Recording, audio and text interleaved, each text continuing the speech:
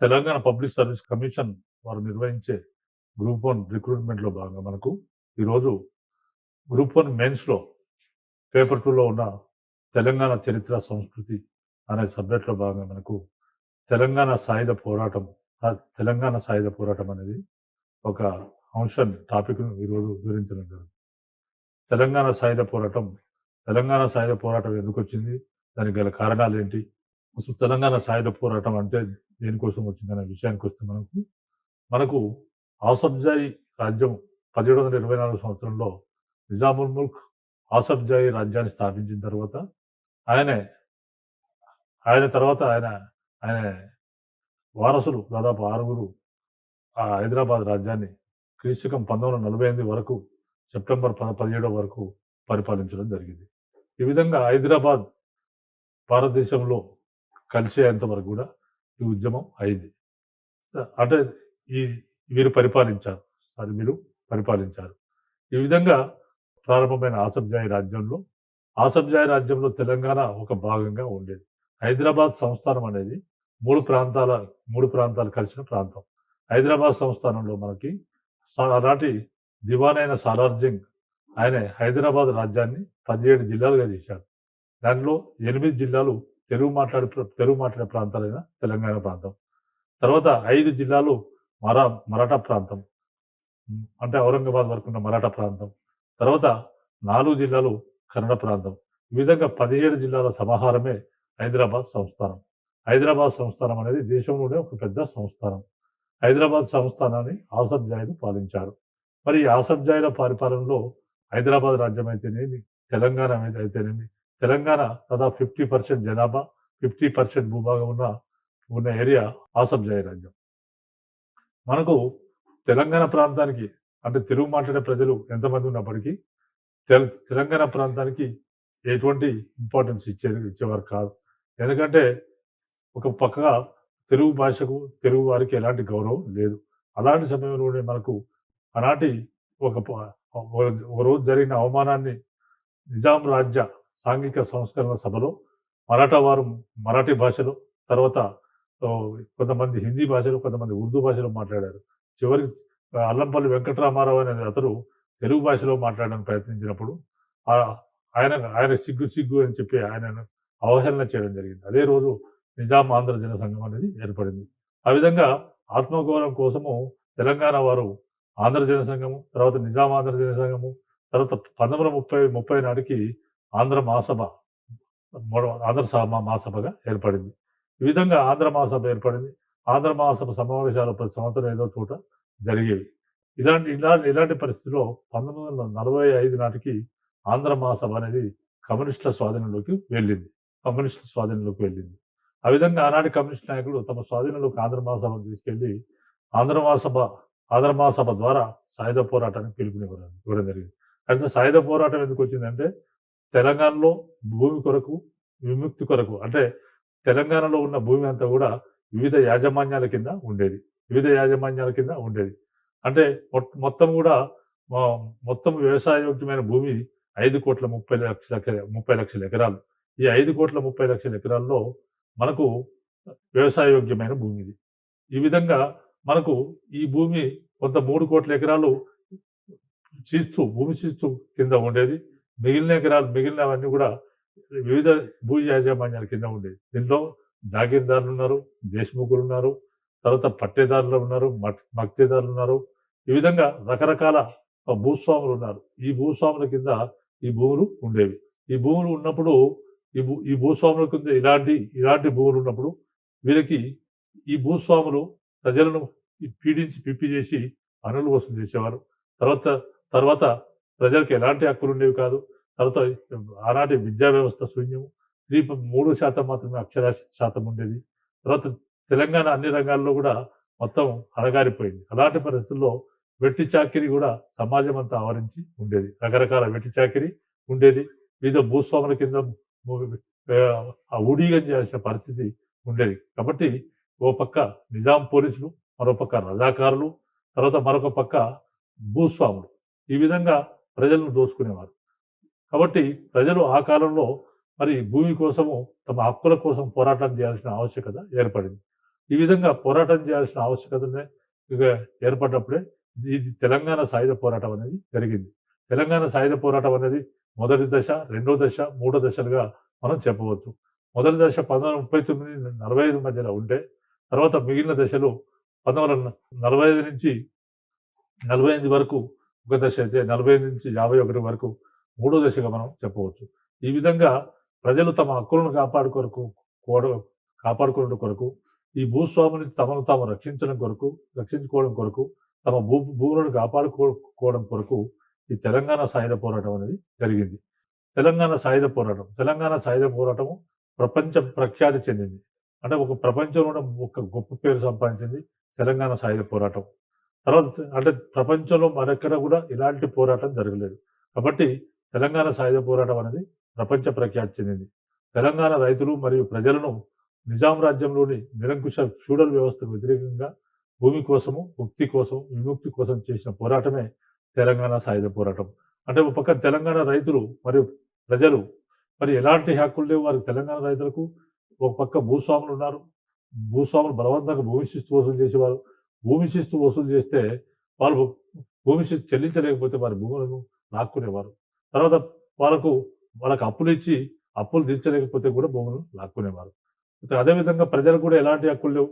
వెట్టి చాకిరి సమాజం అంతా ఆవరించి ఉండేది. కాబట్టి నిజాం రాజ్యంలోని ఒక పక్క నిజాం నిరంకుశ పరిపాలన. ఆయన అత్యంత నిరంకుశ పాలకుడు నిజాం. తర్వాత ఒక పక్క భూస్వామ్య వ్యవస్థ. తర్వాత ఇటువంటి పరిస్థితుల్లో ప్రజలకు ఆల్టర్నేటివ్ లేకుండా ఆనాటి భూమి కోసము, ముక్తి కోసము, భోజనం కోసము, విముక్తి కోసం చేసిన పోరాటమే తెలంగాణ సాయుధ పోరాటం. సాయుధ పోరాట దశలు. మొదటి దశ 1939 నుంచి 1945 మధ్య జరిగింది. మొదటి దశ 1939 నుంచి 1945 మధ్య జరిగింది.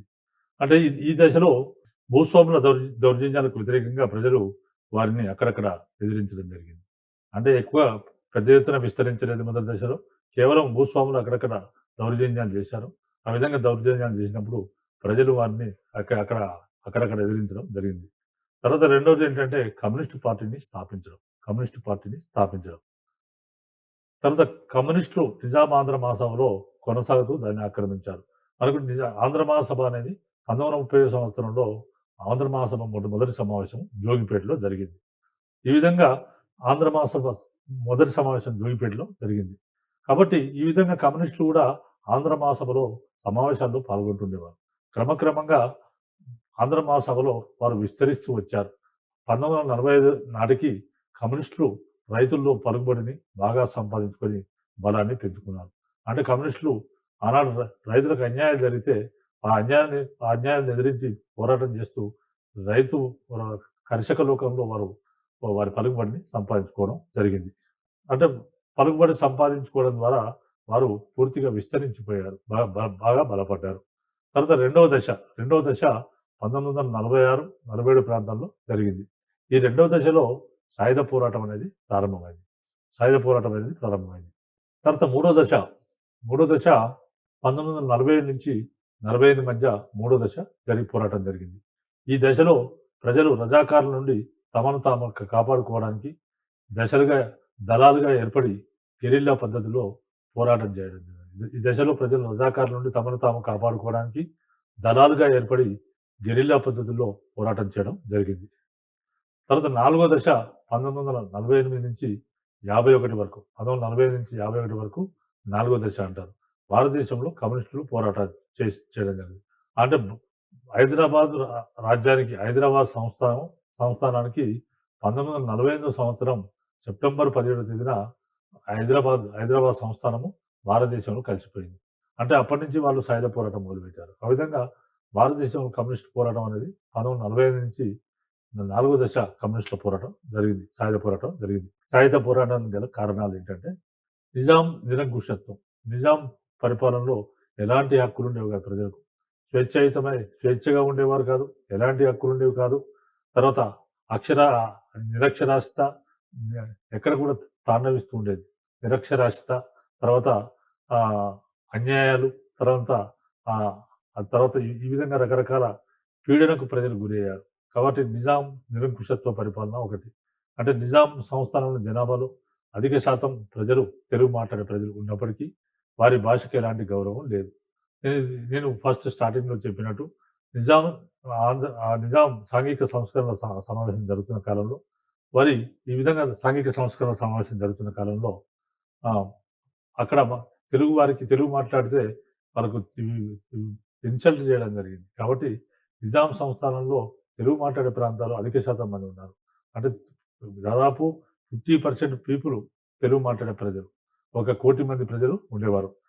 ఆ విధంగా 1,00,00,000 మంది ప్రజలు ఉన్నప్పటికీ తెలుగు భాషకు ఎలాంటి గౌరవం లేదు. నిజాం ముస్లిం కావడం వల్ల ఉర్దూను అధికార భాషగా ప్రజల మీద రుద్దడం జరిగింది.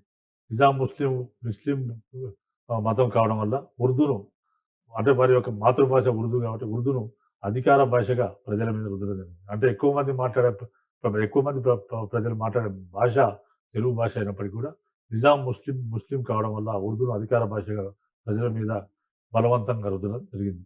తెలుగు పాఠశాలల నిర్వహణకు నిజాం అనుమతి ఇచ్చేవాడు కాదు. అంటే కేవలం ఉర్దూ పాఠశాలలు మాత్రమే నడవాలి. తెలుగు పాఠశాలలకు అవకాశం లేదు. తెలుగు పాఠశాలల నిర్వహణకు నిజాం ఎలాంటి అనుమతి ఇచ్చేవారు కాదు. తర్వాత జనాభాలో 12% ఉన్న ముస్లింలు ఉన్నతోద్యోగులుగా మొత్తం దక్కించుకున్నారు. మొత్తం 88% హిందువులుంటే జనాభాలో 12% మాత్రమే ఉన్న ముస్లింలు ఉన్నత ఉద్యోగాలను కూడా వాళ్ళే ఆక్రమించుకున్నారు, దక్కించుకున్నారు. తర్వాత వీరు నిరంకుశాధికారులుగా ఉండేవారు. నిరంకుశాధికారులుగా ఈ ఉన్నతోద్యోగాలలో కూడా వీరు నిరంకుశాధికారులుగా ఉండేవారు. ముస్లింలు పరిపాలక వర్గమని వారికి సంస్థానం నుండి మిగతా ప్రజలపై ఆధిక్యత కలదనే భావాన్ని పెంపొందించడం కోసం ముస్లిం ముల్లాలు ప్రయత్నించేవారు. ముస్లింలు పరిపాలకుడు ముస్లిం కాబట్టి ముస్లింలు పరిపాలక వర్గం కాబట్టి వారి సంస్థానంలోని మిగతా ప్రజలపైన సంస్థానంలో ఉన్న మిగతా అందరి ప్రజలపైన వాళ్ళకి ఆధిక్యత కాదనే భావాన్ని పెంపొందించడం కోసము ఆనాడు ముస్లిం ముల్లాలు ముస్లిం మతాధికారులు ప్రయత్నించేవారు. తర్వాత పాలకులు రాజ్యాన్ని ఇస్లామిక్ రాజ్యంగా ప్రకటించారు. పాలకులు రాజ్యాన్ని ఇస్లామిక్ రాజ్యంగా అంటే మొత్తం రాజ్యాన్నే ఇస్లామిక్ ముస్లిం రాజ్యంగా వాళ్ళు ప్రకటించారు. పాలకులు మత మార్పిడిని ప్రోత్సహించడం మొదలైనవి. అంటే పాలకులు మత మార్పిడిని ప్రోత్సహించారు. ఎందుకంటే హిందూ మతంలో అనేక సాంఘిక దురాచారాలు ఉన్నాయి. వర్ణ వ్యవస్థ ఉంది, కుల వ్యవస్థ ఉంది. కాబట్టి మీరందరూ కూడా ముస్లిం మతంలోకి రండి, మీకు చాలా గౌరవం ఇస్తాం, మేము చేస్తామని అనేక మంది కొన్ని వేల మందిని ముస్లింల మతంలోకి మార్చడం జరిగింది. ఆ విధంగా ముస్లిం మతంలోకి మారిస్తే ఆనాటి ఆర్య సమాజ సభ్యులు హిందూ సమాజం చాలా చక్కగా ఉంది, మీరు అందరూ పోకని చెప్పేసి మళ్ళీ వాళ్ళు అనేక మందిని శుద్ధి ఉద్యమం ద్వారా మళ్ళీ హిందూ మతంలో తీసుకుని రావడం జరిగింది. కాబట్టి ఇక్కడ ముస్లింలు పాలకులు మత మార్పిడిని ప్రోత్సహించరు. అంటే ఆనాటి రాజులు ముస్లిం కాబట్టి వాళ్ళు మత మార్పిడిని అంటే ఇస్లాం మతంలో చేరమని ఈ విధంగా ప్రజలను ప్రోత్సహించడం ఇదొక కారణంగా చెప్పుకోవచ్చు మనం. భూస్వామ్య వ్యవస్థ నిజాం రాజ్యంలో మధ్యయుగం నాటి భూస్వామ్య వ్యవస్థ అమల్లో ఉండేది. దీని కింద ప్రజలు చేయబడ్డారు. భూస్వామ్య వ్యవస్థ కింద ప్రజలు అన్యాయానికి గురి కావడం జరిగింది. తర్వాత అంటే మధ్యయుగం నాటి భూస్వామ్య వ్యవస్థ యూరోప్లో ఇప్పుడు భారతదేశంలో కానీ యూరోప్లో మధ్యయుగం నాటి భూస్వామ్య వ్యవస్థ అత్యంత కిరాతకమైంది. ఆ విధంగా నిజాం రాజ్యంలో కూడా మధ్యయుగం నాటి భూస్వామ్య వ్యవస్థ అమల్లో ఉండేది. ఆ విధంగా వివిధ వ్యక్తుల కింద కొన్ని వేల ఎకరాల భూములు వారి కింద ఉండేవి. తర్వాత నిజాం సంస్థానంలో మొత్తం వ్యవసాయ భూమి 5,30,00,000 ఎకరాలు. నిజాం సంస్థానంలో మొత్తం వ్యవసాయ భూమి 5,30,00,000 ఎకరాలు. ఈ భూమిని 3 రకాల యాజమాన్యాల కింద ఈ భూమి ఉండేది. మొట్టమొదటిది దివానీ లేదా కల్సా. అంటే ఇది పన్ను వేసే భూమి. దివానీ లేదా కల్సా. ఈ రకమైన భూమి 60% నిజాం ప్రత్యక్ష పాలనలో ఉండేది. ఈ భూమి నుండి ప్రభుత్వం భూమి శిస్తు వసూలు చేసేది. అంటే ఈ 60% భూమి నిజాం ప్రత్యక్ష పరిపాలనలో ఉండేది. ఈ భూమి నుండి ప్రభుత్వం భూమి శిస్తు రైతుల నుండి వసూలు చేసేది. తర్వాత గైర్ కల్సా అంటే దీని కింద మూడో వంతు భూమి ఉండేది. మూడో వంతు భూమి ఉండేది. ఈ భూమి సంస్థానాధీశులు, జాగీర్దారులు, ఖజానాదారులు, మక్తీదారులు మొదలైన వారి ఆధీనంలో ఉండేది. దీని గైర్ కల్సా భూమి మొత్తం మూడో వంతు భూమి ఉండేది. ఈ భూమి సంస్థానాధీశుల కింద, జాగీర్దారుల కింద, ఖజానాదారుల కింద, మక్తేదారుల కింద మొదలైన వారి కింద వీరి ఆధీనంలో ఉండేది. సంస్థానాలు తర్వాత గద్వాల, వనపర్తి, జటపురోలు, అమరచింత, పాల్వంచ, పాపన్నపేట, దోమకొండ, ఆత్మకూరు మొదలైనవి. ఇవన్నీ కూడా తెలంగాణలో ఉన్న సంస్థానాలు. చాలా సంస్థానాలు ఉన్నాయి కానీ చాలా చిన్న సంస్థానాలు ఉన్నాయి. కానీ ఇది ఒక రకంగా పెద్దగా ఉన్న సంస్థానాలు ఏంటంటే గద్వాల, వనపర్తి, జటప్రోలు, అమరచింత, పాల్వంచ, పాపన్నపేట, దోమకొండ, ఆత్మకూరు మొదలైన సంస్థానాలు చాలా పెద్ద సంస్థానాలు మిగతా వాళ్ళతో పోల్చుకుంటే. అంటే ఇది నిజాం సొంత భూమి. ఇది ప్రభుత్వానికి సంబంధం లేదు. దీనికి వచ్చే డబ్బు ఏదైనా కానీ నిజాం జేబులోకి వెళ్తుంది. దీన్ని ఏమంటారంటే సర్ఫే కాస్ట్ అని అంటారు. ఇది నిజాం సొంత భూమి. ఇది హైదరాబాద్ సంస్థానంలో 8,100 చదరపు మైళ్ళ విస్తీర్ణంలో ఉండేది. 8,100 చదరపు మైళ్ళ విస్తీర్ణంలో ఉండేది. ఈ భూములను నిజాం సొంతంగా సాగు చేయించి దానిపై వచ్చే ఆదాయం పొందేవాడు. ఈ భూములను సర్ఫే కాస్ట్ ద్వారా వచ్చే ఎంతైతే భూమి ఉందో ఈయన భూమి 8,100 చదరపు మైళ్ళ విస్తీర్ణంలో ఉండేది. ఆ భూములను నిజాం సొంతంగా సాగు చేయించి దానిపై వచ్చే ఆదాయం పొందేవాడు. ఈ భూమి ఎక్కువగా అత్రాబ్ బల్దా అంటే హైదరాబాద్ జిల్లా పరిసర ప్రాంతాల్లో ఉండేది. అంటే ఈ భూమి ఎక్కువ కూడా ఇప్పుడు అత్రాఫ్ బల్దా అంటే హైదరాబాద్, ఇప్పుడున్న హైదరాబాదు, దాని రంగారెడ్డి చుట్టుపక్కల ఉన్న జిల్లాల్లో అప్పుడు ఆకారంలో ఉండేది. ఆ విధంగా ఇలాంటి భూమి అత్రాఫ్ బల్దా అంటే హైదరాబాద్ జిల్లా పరిసర ప్రాంతాల్లో ఎక్కువగా ఉండేది. జాగీర్లు మొత్తం 4 రకాల జాగీర్లు ఉండేవి. అదేంటంటే సర్ఫే కాస్ట్. ఇది నిజాం సొంత జాగీరు. నిజాం సొంత జాగీరు సర్ఫే కాస్ట్. తర్వాత ప్రయోగాలు నిజాం రాజబంధువుల జాగీరు. నిజాం రాజబంధువులకు జాగీరు ఇచ్చేవారు.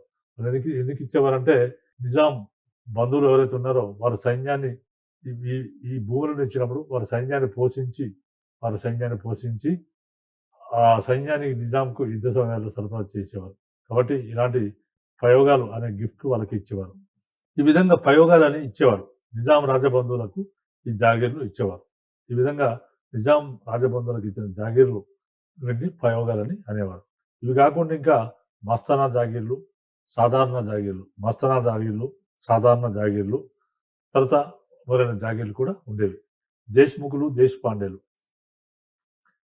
దేశపాండేలు వీరి భవనాలను గడీలు అనేవారు. వీరి భవనాలను గడీలు అని పెద్ద పెద్ద రాళ్లతో ఉండేవి. ఇలాంటి వాటిని గడీలు అనేవారు. ఈ విధంగా తెలంగాణలో ఉన్న దొరలకు, దేశ్ముఖులకు ఎంత భూములు ఉన్నాయో మనం ఈ రకంగా చెప్పుకోవచ్చు.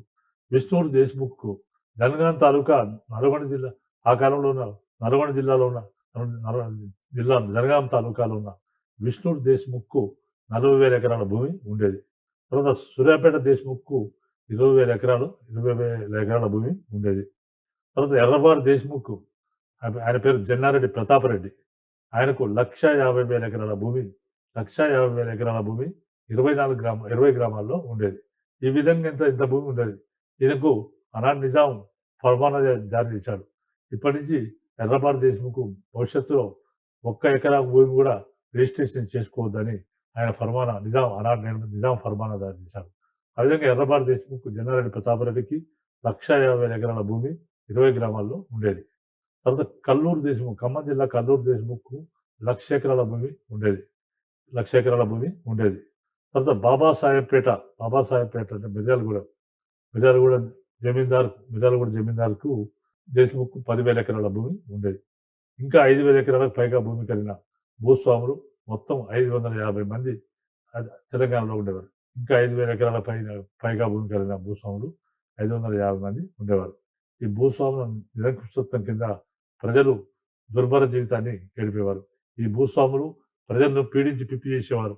ఆ విధంగా ఈ నిరంకుశత్వం కింద ప్రజలు దుర్భర దారిద్ర్యాన్ని, దుర్భర జీవితాన్ని, వీరి నియంతృత్వాన్ని గడిపారు. చాలా దారుణమైన జీవితాన్ని ప్రజలు గడపడం జరిగింది. ఈ వెట్టి చాకిరి తెలంగాణ ప్రజల్లో ఉండేది. అంటే తెలంగాణ ప్రాంతం అంతా, తెలంగాణ సమాజంలో ఈ వెట్టి చాకిరి సర్వత్రగా వ్యాపించి ఉండేది.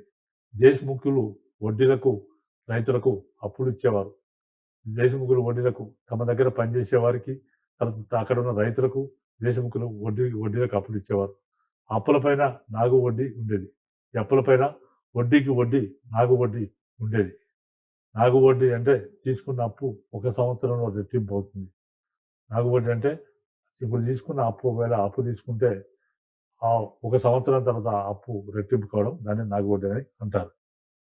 ఎంతకాలం పనిచేసినా అప్పు తీరేది కాదు. ఎంతకాలం పనిచేసినా కూడా అప్పు తీరేది కాదు. కాబట్టి అప్పు తీసుకున్న వ్యక్తి మరియు అతని కుటుంబం ఆ భూస్వామికి తరతరాలుగా తరత తరతరాలుగా వెట్టి చాకిరీ చేసేవారు.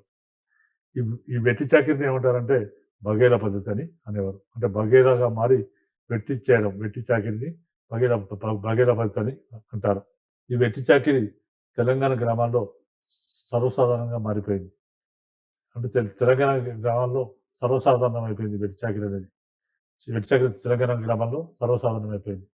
భూస్వాములు, ప్రభుత్వాధికారులు గ్రామంలోని వివిధ వృత్తుల వారి చేత ఉచితంగా సేవ చేయించుకునేవారు. అంటే ఇక్కడ ఉన్న భూస్వాములు ఎవరైతే ప్రభుత్వాధికారులు ఉన్నారో గ్రామంలో ఉన్న వివిధ వృత్తుల వారి చేత, అంటే గ్రామంలో వివిధ వృత్తుల వారు ఉంటారు. అన్ని వృత్తులు చేసేవారు గ్రామంలో ఉంటారు. కాబట్టి గ్రామంలో ఉన్న వివిధ వృత్తుల వారి చేత ఉచితంగా సేవ చేయించుకునేవారు. 1943 సంవత్సరం రెండవ ప్రపంచ యుద్ధ కాలంలో ఏర్పడిన ఆహార కొరతను తీర్చడానికి నిజాం ప్రభుత్వం రైతులపై లేవిని విధిస్తూ ఫర్మానాలు జారీ చేయడం జరిగింది. రెండవ ప్రపంచ యుద్ధ కాలంలో ఆహార కొరత ఏర్పడింది. ఆహార కొరతను తీర్చడానికి నిజాం ప్రభుత్వం రైతులపైన లేవిని విధిస్తూ ఫర్మానాలు జారీ చేసింది. లేవి ధాన్యం 1943 సంవత్సరం రెండవ ప్రపంచ యుద్ధ కాలంలో ఏర్పడిన ఆహార కొరతను తీర్చడానికి నిజాం ప్రభుత్వం రైతులపై లేవిని విధిస్తూ అంటే ఉత్తర్వులు జారీ చేయడం జరిగింది. దీని ప్రకారం లేవి ఇక్కడ చేసిన ఉత్తర్వుల ప్రకారం ఏంటంటే ప్రభుత్వం నిర్ణయించిన ధరకే రైతులు తమ ధాన్యాన్ని ప్రభుత్వానికే అమ్మాలి, విక్రయించాలి. ప్రభుత్వం ఏ ధర నిర్ణయించినా ఆ ధరకే రైతులు తమ ధాన్యాన్ని ప్రభుత్వానికే విక్రయించాలని. తర్వాత రెండవది ఈ లేవి నుండి భూస్వాములు తప్పించుకున్నారు. మరి ఈ లేవి ఎవరికి వచ్చింది? సామాన్యమైన రైతుల మీద పడిపోయింది. మరి భూస్వాములు తమ తమ తమ ధాన్యాన్ని వేరే దగ్గర ఎక్కువ ధరకు అమ్ముకునేవారు. కానీ సాధారణ రైతులు ఈ ప్రభుత్వ చట్టం ప్రకారం రైతు తమ ధాన్యం ప్రభుత్వానికే విక్రయించాలి. ఈ లేవీ నుండి భూస్వాములు తప్పించుకోవడం జరిగింది. చిన్న మధ్యతరగతి రైతుల నుండి ప్రభుత్వం ఖచ్చితంగా లేవీని వసూలు చేయింది. చిన్నతరగతి పక్క చికెన్ రైతులు ఎవరైతే ఉన్నారో వారి దగ్గర నుంచి ప్రభుత్వం ఖచ్చితంగా లేవీని వసూలు చేయడం జరిగింది. చిన్న రైతుల ధాన్యాన్ని తూకంలో తప్పులు చేశారు. డబ్బులను ఇవ్వడంలో కూడా అధికారులు అక్రమాలకు పాల్పడడం జరిగింది. ఈ చర్య తెలంగాణ రైతాంగ సాయుధ పోరాటానికి దారితీసింది. ఈ విధంగా లేవీ పరంగా అన్యాయమైంది కాబట్టి దీన్ని ఎదిరించాలనే ఉద్దేశంతో ఈ చర్య తెలంగాణ రైతాంగ సాయుధ పోరాటానికి దారితీసింది. ఆంధ్ర మహాసభ 1944 సంవత్సరంలో భువనగిరిలో జరిగిన 11వ ఆంధ్ర మహాసభ కాలం నాటికి కమ్యూనిస్టులు బలపడి ఆంధ్ర మహాసభ వారి స్వాధీనం అయిపోయింది. 1944 సంవత్సరంలో భువనగిరి 11వ ఆంధ్ర మహాసభ భువనగిరిలో జరిగింది. ఆ సందర్భంగా ఆంధ్ర మహాసభ కాలం నాటికి కమ్యూనిస్టులు చాలా బలపడి విస్తరించిపోయారు. ఆంధ్ర మహాసభలో విస్తరించిపోయారు. విధంగా కమ్యూనిస్టులు బలపడి ఆంధ్ర మహాసభ మొత్తం కూడా వారి స్వాధీనమైంది. దాంట్లో ఉన్న నేషనలిస్ట్ వాళ్ళు బయటికి వెళ్ళిపోయారు. వీరు ఆంధ్ర మహాసభను ఆక్రమించుకున్నారు. నల్లగొండ, వరంగల్ జిల్లా గ్రామాల్లో ఆంధ్ర మహాసభ శాఖలు ఏర్పడ్డాయి. నల్లగొండ, వరంగల్ జిల్లా గ్రామాల్లో ఆ విధంగా ఆ గ్రామాల్లో ఆంధ్ర మహాసభ శాఖలు ఏర్పడడం జరిగింది. ఈ శాఖలనే ఆ కాలంలో ప్రజలు ఈ శాఖలనే సంఘాలు అని అనేవారు. సంఘాలని పిలిచేవారు. ఆంధ్ర మహాసభ అనే సంస్థను కమ్యూనిస్టులు తమ పార్టీకి పర్యాయపదంగా మార్చుకున్నారు. ఆంధ్ర మహాసభ సభోళ్ళు అనేవారు, సంఘాలు అనేవారు. ఆంధ్ర మహాసభ అనే సంస్థను కమ్యూనిస్ట్ పార్టీ వాళ్ళు తమ పార్టీకి పర్యాయపదంగా మార్చుకోవడం జరిగింది. ఆంధ్ర మహాసభ తెలంగాణ సాయుధ పోరాటానికి ప్రజలను సిద్ధం చేసింది. ఆంధ్ర మహాసభ తెలంగాణ సాయుధ పోరాటానికి ప్రజలను పూర్తిగా సిద్ధం చేయడం జరిగింది. తర్వాత కమ్యూనిస్టు పార్టీ 1939 సంవత్సరంలో కమ్యూనిస్టు పార్టీ స్థాపించబడింది. 1939 సంవత్సరంలో స్థాపించబడిన కామ్రేడ్స్ అసోసియేషన్ కమ్యూనిస్టు పార్టీ తొలి రూపం. కమ్యూనిస్టు పార్టీ తొలి రూపం ఏంటంటే 1939లో స్థాపించబడిన కామ్రేడ్స్ అసోసియేషన్. ఇది కమ్యూనిస్టు పార్టీ యొక్క తొలి రూపం, మొట్టమొదటి రూపం. 1940లో కమ్యూనిస్టులు కిసాన్ సభను స్థాపించగా ప్రభుత్వం నిషేధించింది. 1940 సంవత్సరంలో ఈ కమ్యూనిస్టులు ఏం చేశారంటే కిసాన్ సభను స్థాపించారు. కాబట్టి ప్రభుత్వం దాన్ని నిషేధించింది. హైదరాబాద్ కమ్యూనిస్టు పార్టీలో రావినారాయణ రెడ్డి, మద్దం ఎల్లారెడ్డి, పి హనమయ్య, ఉర్దూ మొయినుద్దీన్, రాజబహదూర్ గౌడ్, తర్వాత వట్టికోట అల్వార్ స్వామి, తర్వాత హేమాద్రి, హెచ్ఆర్ దేశాయ ప్రముఖ నాయకులు ఉన్నారు. హైదరాబాద్ కమ్యూనిస్టు పార్టీలో రావినారాయణ రెడ్డి, బద్దం ఎల్లారెడ్డి, పి హనుమయ్య, ఉగ్దుం మొయినుద్దీన్, రాజబహదూర్ గౌడ్, వట్టికోట ఆల్వార్ స్వామి, హేమాద్రి, ఎస్ దేశాయ్ మొదలైన ప్రముఖ నాయకులు ఉన్నారు. తర్వాత రాజకీయ పాఠశాలలు. ఈ విధంగా ఏర్పడ్డ కమ్యూనిస్ట్ పార్టీ కమ్యూనిస్ట్ నాయకులకు రాజకీయ పాఠశాలలు ఏర్పాటు చేశారు. కంకిపాడులో, కృష్ణా జిల్లా కంకిపాడులో ఒక ఎన్జి రంగ ఆధ్వర్యంలో 1939 సంవత్సరంలో ఈ పాఠశాలలో కమ్యూనిస్టుల సిద్ధాంతాలపై శిక్షణ ఇవ్వడం జరిగింది. అంటే కమ్యూనిస్టులకు ఇక్కడ తెలంగాణలో కమ్యూనిస్టులకు వాళ్ళకు ఆంధ్రాలో శిక్షణ ఇవ్వడం జరిగింది. ఈ విధంగా కృష్ణా జిల్లా కంకిపాడులో ఆంధ్రాలో వారికి శిక్షణ ఇచ్చారు. ఎందుకంటే ఆంధ్ర బ్రిటిష్ ఇండియాలో ఉంది కాబట్టి వారికి అక్కడ కంకిపాడులో కృష్ణా జిల్లాలో వారికి రాజకీయ శిక్షణ ఇవ్వడం జరిగింది. ఆ విధంగా ఎన్జి రంగ ఆధ్వర్యంలో 1939 సంవత్సరంలో ఈ పాఠశాలలో కమ్యూనిస్టు సిద్ధాంతాలపై శిక్షణ పొందిన వారిలో రావినారాయణ రెడ్డి, బద్దం ఎల్లారెడ్డి, హనుమయ్యలు ముఖ్యులు. వీళ్ళు శిక్షణ తీసుకున్నారు ఇక్కడ. తర్వాత జగిత్యాల కరీంనగర్ జిల్లా పాఠశాల, జగిత్యాలలో ఒక పాఠశాల ఉండేది, కరీంనగర్ జిల్లాకు సంబంధించింది. ఈ పాఠశాలలో పి సుందరయ్య, తర్వాత చంద్ర రాజేశ్వరరావు, దేవులపల్లి వెంకటేశ్వరరావు, వట్టికోట ఆల్వార్ స్వాములకు శిక్షణ ఇవ్వబడింది.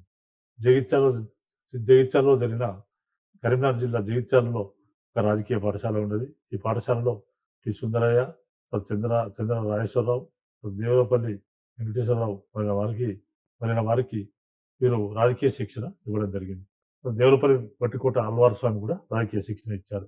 1940లో కమ్యూనిస్టు పార్టీ హైదరాబాద్లో స్థాపించబడింది. 1940 సంవత్సరంలో కమ్యూనిస్టు పార్టీని హైదరాబాద్లో స్థాపించారు.